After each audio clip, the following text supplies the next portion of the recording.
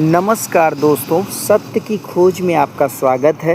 दोस्तों, वीडियो शुरू करने से पहले आपसे कहना चाहूँगा कि अगर अभी तक आप लोगों ने हमारे चैनल को सब्सक्राइब नहीं किया है तो सबसे पहले लाल वाले बटन पर क्लिक करके चैनल को सब्सक्राइब कर लीजिए और बेल आइकन को दबा करके नोटिफिकेशन ऑल सेलेक्ट कर लीजिए, जिससे हम जो भी वीडियो बनाएंगे सबसे पहले आपको मिल जाएगा। दोस्तों, आज का वीडियो बहुत ही महत्वपूर्ण है क्योंकि हमारे देश में कुछ ऐसे तथाकथित धर्माचार्य हो रहे हैं, बढ़ रहे हैं, जिनको खुद तो अकल नहीं है, वो उंगली बुद्ध पर उठाने चले हैं। जिनको खुद तो जानकारी नहीं है लेकिन वो बुद्ध के बारे में वक्तव्य करने की कोशिश कर रहे हैं। तो आज बात करने वाले हैं इन अकल के अंधे कह सकते हैं, क्योंकि इनके दिमाग में भी अकल नहीं है और इनके दिमाग में बुद्धि नहीं है, इनके दिमाग में कुछ भी नहीं कह सकते हैं। ये कह सकते हैं कि अगर आँख से अंधे हैं तो अकल के भी अंधे हैं। इनका नाम है रामभद्राचार्य। खुद को रामभद्राचार्य कहते हैं लेकिन इनमें एक पैसे की अकल नहीं है। तो आज इन्हीं के बारे में बात करने वाले हैं, क्योंकि इन्होंने ऐसा वक्तव्य बुद्ध के बारे में दिया है, बात करना बहुत ही ज़रूरी बनता है। सो गुजारिश है, ये वीडियो को पूरा देखिएगा, इसके बिल्कुल मत करिएगा। तो आइए शुरू करते हैं।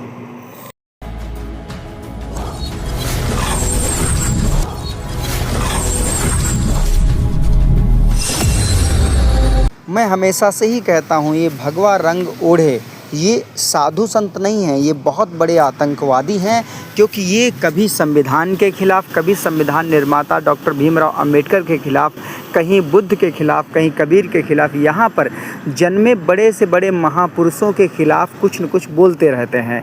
जो भी संत होगा वो इनकी बातों को तुरंत ही नकार देगा। इनकी बातें इनसे ही मैच नहीं करती जो ये बातें बोलते रहते हैं, जिससे साफ पता चलता है कि इनके पास बुद्धि नहीं है और ये सिर्फ़ और सिर्फ बक बक बक करते रहते हैं। इनके पास दिमाग नाम की कोई चीज़ नहीं है, बिना तुक की बात किया करते हैं। ऐसे ही कुछ पत्रकारों के बीच इनकी बातें चल रही थी, जिसमें 4-5 पत्रकार थे और ये इनसे बातें कर रहे थे। तो इनसे एक सवाल पूछा गया कि आप गौतम बुद्ध को भगवान मानते हो या नहीं मानते हो। पहले सवाल सुनो फिर बात करते हैं। तो जी, क्या आप गौतम बुद्ध को भगवान मानते हैं? कभी नहीं। हिंदुओं ने ठूस दिया उनको भगवान। लेकिन इस महोदय जी को भाई जगत गुरु बनाया किसने है? जरा उस व्यक्ति का नाम बताओ, या खुद में ही ये अपने आप को जगत गुरु बोल रहा है। जब इसको भगवान का मतलब ही नहीं पता तो क्या समझेगा? दुनिया में सिर्फ 2 ही व्यक्ति ऐसे हैं जिनको भगवान की उपाधि मिली है। जो ये भगवा भगवा शब्द कहते हो ना, भगवान शब्द कहते हो, ये बुद्ध को ही कहा गया है। नमो तस्य भगवतो, भगवान के लिए ही, तथागत बुद्ध के लिए भगवान शब्द का प्रयोग हुआ है सबसे पहले। और तुम बोल रहे हो ऐसा नहीं ऐसा है। इसके लिए बुद्धि होनी चाहिए रामभद्राचार्य जी, ऐसे काम नहीं चलता। तुम्हें जगत गुरु बनाया किसने यार? फालतू की बकवास करते हो और बोलते हो ऐसा नहीं ऐसा है। पहले खुद में बुद्धि ले लो, फिर पता करो कि भगवान बुद्ध के लिए भगवान शब्द का प्रयोग होता क्यों है। आई समझ में? वो तुम्हारा वाला भगवान नहीं बोला जाता उनको। तुम भगवान कहते हो, जिस भगवान को भगवान तुम लोग कहते हो उसका मतलब ईश्वर होता है, जो सर्व ज्ञाता है, सर्वध्याता है, जिसने इस पृथ्वी को बनाया, जिसने सर्व संसार बनाया, जिसको कहते हो वह एक कल्पना है, उसका सच्चाई से कोई लेना देना नहीं। लेकिन जो भगवान शब्द का प्रयोग हुआ है वो भगवा शब्द से आया है। आई समझ में? जो कि महावीर और बुद्ध सिर्फ 2 ही लोगों के लिए भगवान शब्द का प्रयोग किया गया है, क्योंकि दुनिया में 2 ही ऐसे व्यक्ति हैं जिनको भगवान कहा जाता है, क्योंकि ये एक उपाधि है।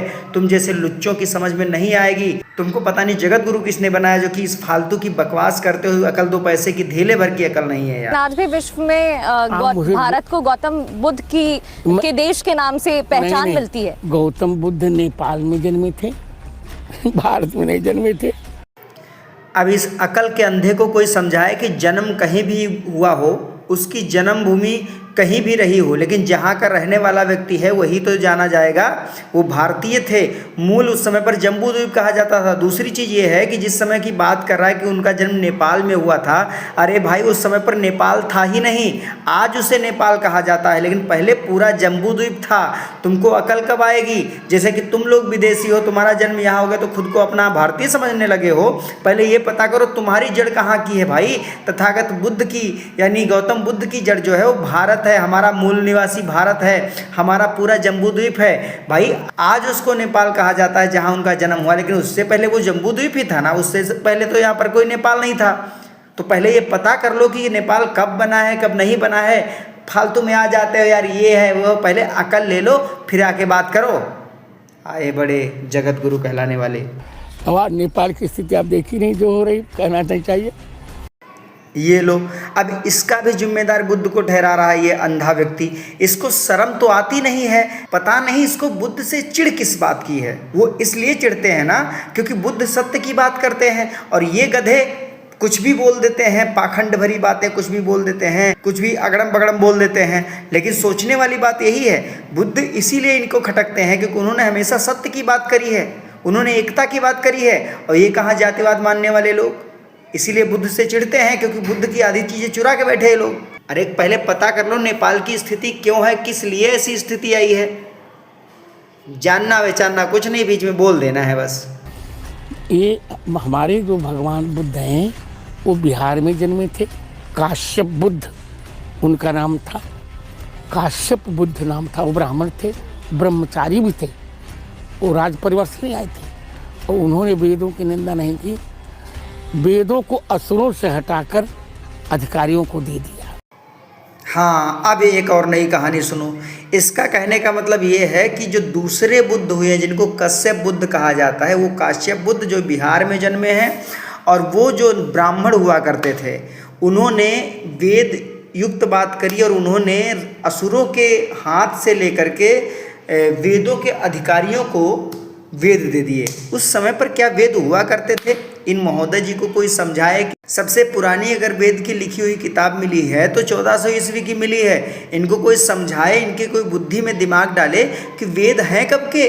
लेकिन ये तो कुछ बोलेंगे नहीं, सिर्फ ये बोल देंगे कि वेदों के सपोर्टर थे।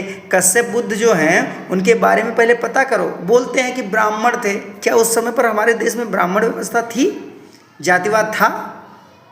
ब्राह्मण थे, ब्राह्मण थे। पहले बुद्धि ले लो, उसके बारे में बाद में बात करो। पता कुछ है नहीं, लेकिन बोलना आता है इनको। मैं गौतम बुद्ध को संत मानता हूँ पर भगवान नहीं।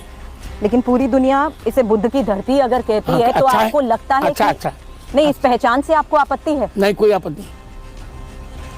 संत की धरती होनी चाहिए, संत भारत में रहते ही। तो बुद्ध की धरती है भारत। हाँ, ये धरती बुद्ध की है, इस बात को सहमत करते हैं बाबा जी। ओम फो भाई, मतलब इसको कहते हैं मीठा मीठा गप गप, कड़वा कड़वा थू थू। इसको दोगलई कहते हैं बाबा जी, तुम्हें पता नहीं है? भाई तुम ही बोलते हो बुद्ध नेपाल में जन्मे हैं, तो अगर वो नेपाल में जन्मे फिर इस भारत को बुद्ध की धरती क्यों कहा जाता है और इस पर सहमत क्यों हो गए तुम हैं?